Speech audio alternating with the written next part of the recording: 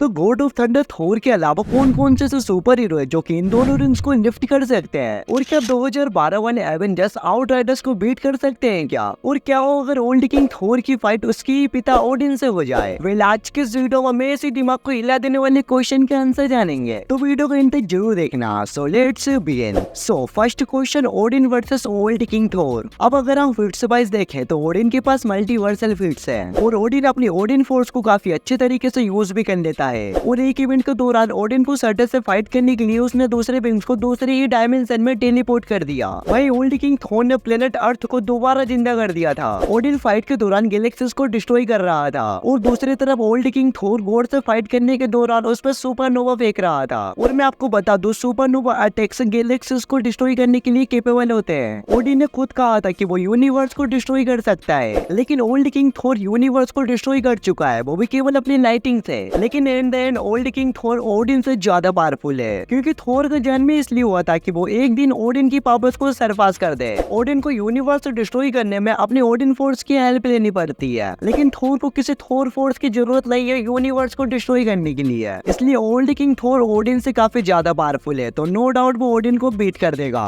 Next question, क्या 2012 वाले Avengers Outriders को बीट कर सकते हैं या नहीं? तो अब हम ऐसा मान के चलते हैं कि न्यूयॉर्क बैटल में चिथोरी आर्मी की जगह आउटराइडर्स पोर्टल से बाहर आते हैं। अब आउटराइडर एक ऐसे विंग्स होते हैं जो कि पैदा नहीं होते, इन्हें बनाया जाता है, इसलिए इनके अंदर फीलिंग्स और इमोशनल नाम की कोई चीज नहीं है। इनफैक्ट इनके अंदर सोचने समझने की या फिर दर्द नाम की कोई भी चीज नहीं है, इसलिए इन्हें कभी दर्द भी महसूस नहीं होता है और अपने मिशन को पूरा करने के लिए किसी भी हद तक जा सकते हैं। अब अगर 2012 वाले एवेंजर्स आउटराइडर्स की आर्मी से फाइट करते हैं तो वो आउटराइडर्स को संभाल तो लेंगे, पर न्यूयॉर्क को सेव रखना उनके लिए थोड़ा मुश्किल हो जाएगा। इन्फिनिटी वॉर में एवेंजर्स और वकांडा की आर्मी एक तरह की हार गई थी आउटराइडर्स के हाथ से, और अगर सही टाइम पे थोर की एंट्री नहीं होती तो आउटराइडर्स एक ना एक सुपर हीरो को तो मार ही देते हैं। अब थोर, हल्क और आयरन मैन को छोड़कर बाकी के जो एवेंजर्स है उनकी पावर काफी कम है, जैसे कि होकाई और ब्लैक विडो यहाँ पर मारे जाएंगे, क्योंकि आउटराइडर्स की स्ट्रेंथ और उनका अग्रेसिव नेचर काफी ज्यादा है और ये इन्हें हैंडल नहीं कर पाएंगे।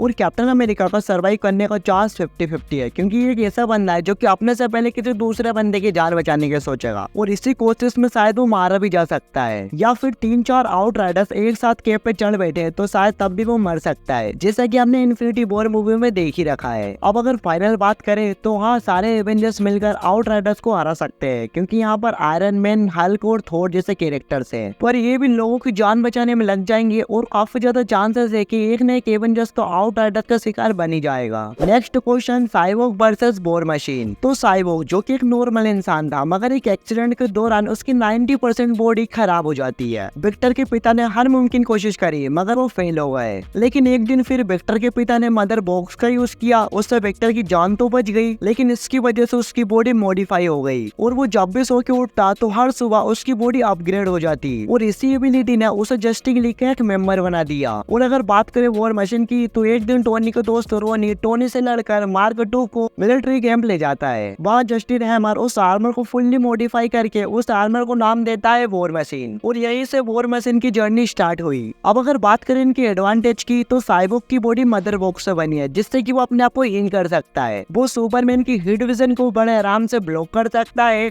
और साइबोर्ग की बॉडी सिचुएशन के हिसाब से खुद को बेंड करती है। साइबोर्ग के पास रॉकेट लॉन्चर है और प्लाज्मा कैनन भी। साइबोर्ग का दिमाग हर एक न्यू नॉलेज को गेन करता है, जिसकी वजह से ये एक जीनियस है। ये बंदा किसी भी टेक्नोलॉजी को बड़े आराम से समझ लेता है और उसे बड़े आराम से हैंडल भी कर लेता है। हैंडल के साथ साथ ही किसी भी चीज को हैक कर सकता है। इसने बैटमैन के कंप्यूटर को भी हैक कर लिया था। दूसरी तरफ वॉर मशीन के पास साइबोर्ग जितने फीचर तो नहीं है, लेकिन मिलिट्री के लिए वो सबसे पावरफुल हथियार है। वॉर मशीन की टेक्नोलॉजी प्रेजेंट टाइम से 30-40 साल आगे की है, लेकिन वॉर मशीन के पास ऐसे वेपन है जो कि ज्यादातर मिलिट्री के लिए काम आते हैं, जैसे कि double barrel gun, missile launcher और रिवर्सल फाइट करने के लिए, शूट करने के लिए एंड उड़ने के लिए। अब अगर हम इन्हें कंपेयर करें तो साइबोर्ग के पास ऐसे बहुत से चांस है जिसमें कि वो वॉर मशीन को बीट कर सकता है। सबसे पहले तो वो खुद को हील कर सकता है, जिसके चलते उसे वॉर मशीन के जैसे रिपेयर होने की जरूरत नहीं है। साइबोर्ग के पास अभी इतने पावरफुल वेपन तो नहीं है, लेकिन वो टेक्नोलॉजी को मैनिपुलेट कर सकता है। अब मुझे नहीं पता कि साइबोर्ग वॉर मशीन के सूट को हैक कर सकता है या नहीं, क्योंकि वॉर मशीन के पास भी अपना खुद का